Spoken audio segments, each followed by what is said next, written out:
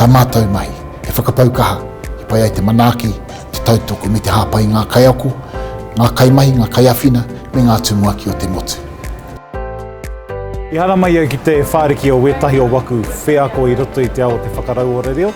etahi o oku kitenga, o tira etahi o ngā huatanga ko pānei ki au,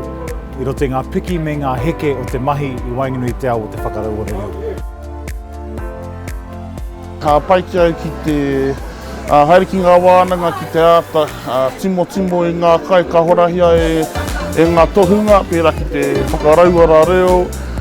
te tiaki anō i tō oranga i a koe mahi ana i tēnei ao pupu mahi. Ka eke panuku ngā kaiako,